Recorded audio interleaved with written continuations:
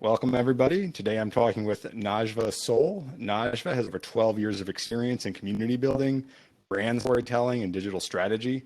She's currently a mentor for Built by Girls and head of product and marketing at Earnest Capital, where she runs an invite-only remote community of founders building calm, profitable, sustainable companies. Najva, thank you for joining us on the podcast. We're thrilled to have you here to talk all things community. Thank you so much for having me. It's a real pleasure, and I'm excited to dig into it today. Awesome. You have plenty of experience building both digital and community programs. Can you describe what it was like to build the iterative community program for Founder Summit, and what advice would you give our audience about how to launch their own program? So, a really great example of building a program for a community, which isn't the same as building the entire infrastructure for a community, but building a program for a community is sort of like it's kind of the same as building a product for a community in terms of process. You realize that there's like some other thing you'd like to offer. Think of it as a feature. And you're like, okay, why do I have this? Like often when you're working closely with any group of people and you sense a need before you can articulate exactly what it is. And so I I will talk a little bit more at some other time, a totally different story about how I ended up at Founder Summit. But when I ended up there, I was in the process of talking to a lot of people because I was new, and I started to get the sense that there was something that we could offer that didn't exist within our community, and that for us happened to be this desire to have these like small groups that work together, but also have mentors, and not just like, oh, these cool entrepreneurial mentors, but very specifically mentors who had done the kind of bootstrapped or profit first building who had built profit first or profitable companies from the get-go. Company like founders who had raised a lot of money just had a slightly different trajectory and weren't as useful when it came to the nitty-gritty of decisions that people had to make. So sort of being around people who are building in the same way was particularly helpful in small groups. That was something that was deeply missed, that was incredibly impactful. And I was like, well, how the heck am I supposed to do that? So once I got that like inkling of, ooh, there's a desire here, then I dug into it a bit more. And essentially we made what's called like a really small bet. And so this is how we do something iterative. First we go, okay, I have an inkling. It's not worth building something entirely out. I think there's somewhere that says like, don't write a line of code till you know what you're doing or why you're doing it. And so for us, it was like, I didn't want to build an entire formal program as someone who was only working on this community part-time, right? I didn't have all the time in the world to waste. We made a 6-week beta where I literally put some groups together, got some volunteers. It was like super janky on Slack and Zoom, and just like the most manual of manual processes. And then at the end of that, I was like, well, how many people fell off? What went well? What did people like? What didn't people like? And that feedback told me we were onto something. And so then the second iteration was like, okay, let's do something slightly bigger. Let's automate a few processes. Let's build some structures. Let's actually have a landing page. Let's describe what it does. And my goal for that second iteration, we actually named it. Instead of just, we're going to do a test together, I was like, we're going to call it the Mastermind Sprint. Is it a magical, completely innovative name? No. Is it where I want it to be eventually? No. But so the second iteration was what we called the Mastermind Sprint. And that one, I had like essentially 6 full days of work spread over multiple weeks to build out the infrastructure for it. And I had a goal going in, like I would consider this a success on sort of both on impact and output, right? So, or desire and output, right? So like, or actually desire and impact. I had a goal for both desire and impact going into it. And so the first one was like, is this desired? And so as soon as we sort of launched it, we got double the amount of people signing up that we'd originally anticipated, best case. So desire is there.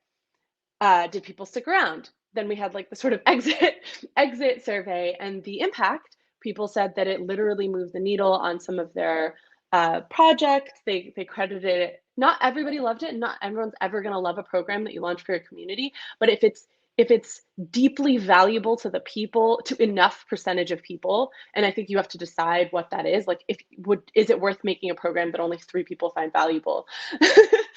But for us, like a large percentage of the people found deep value in it. There was some, suggestions for how we can improve, and so we'll continue to iterate. And actually, we're spitting out some programs that are separate because we realized there was actually an entire need that we were not accounting for well. Like there was a pattern in the people that were unhappy, and we thought we could build something for them. So now there's a new iteration. So it's like, feedback begets feedback.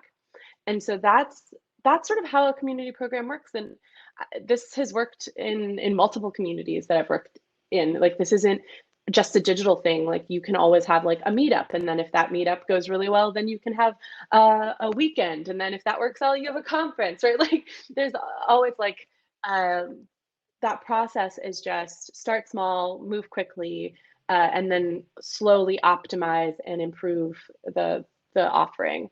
And I guess my biggest advice around that would just be always be talking to your community. Like always carve out. I talk to probably 1 or 2 community members every week, just checking in, seeing how they're doing, and always push to get data, like get people to give you feedback on the programs. Don't just make something really complex because you think people want it. Just like any other product, and even though it's not like software, it doesn't mean it shouldn't have the same mental approach. Yeah, I think everything you said made a lot of it resonates with me for sure, and I agree there's a lot of parallels with building software products. The one thing I'd say is for a lot of people, they might hear what you're saying of, start small, MVP, kind of raw, rough around the edges, far from perfect. Cool. That makes sense, intellectually. But then when it comes to actually doing that and actually launching it, you might get cold feet and be like, I'm kind of embarrassed, or this isn't my best work. I don't want to go yet. I'm gonna go back, polish up some more, maybe in 2 more weeks, and then you kind of repeat that procrastination, if you will. So how have you personally kind of gone over that hurdle? That is a hurdle I face all the time. I'm constantly being checked by my like friends and coworkers and just people all over. The biggest way that I've known to do that is rather than feeling, and I think like we see this with a lot of companies, and then a lot of like builders and communities.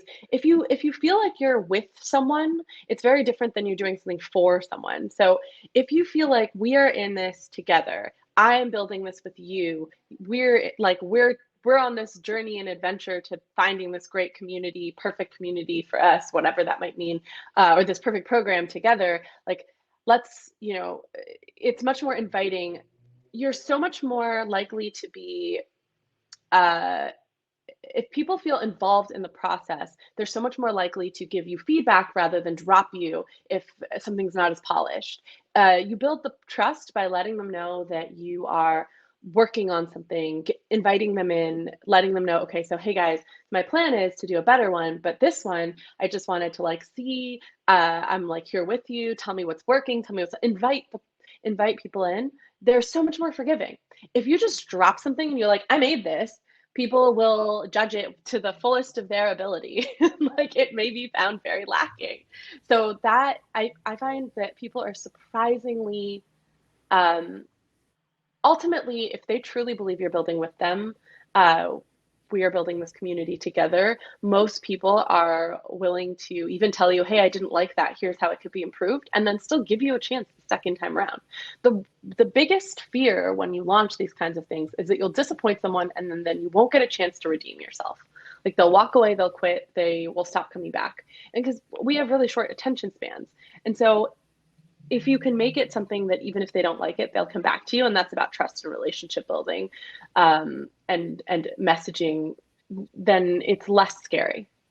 And if you need inspiration, just like follow like people who are building in public. They're really good at saying like, oh, I dropped a book. Oh crap, it doesn't work on Kindle. Don't worry, I'll fix it in 2 days. I'm going to keep you updated. All those people who paid hundreds of dollars or thousands of dollars are not mad at you because they know that you're there with you. Whereas if you just like bought a book by an anonymous person and it didn't work on your Kindle, you'd be upset and you'd be like, I want a refund. So Thanks for taking the time to talk with us. We really appreciate it, Najva. Would you like to share any resources or recommendations for folks that are trying to learn more about Founder Summit? um, yeah, I mean, you can just go to our site. It's in the process of being updated. So foundersummit.co. Feel free to check out our mastermind sprint. We're aiming to run those a few times a year. So there's a nice tab that'll give you the full rundown, but there's sort of mentor-led peer groups for bootstrappers or sort of calm companies. And you can also follow us on Twitter, Founder Summit.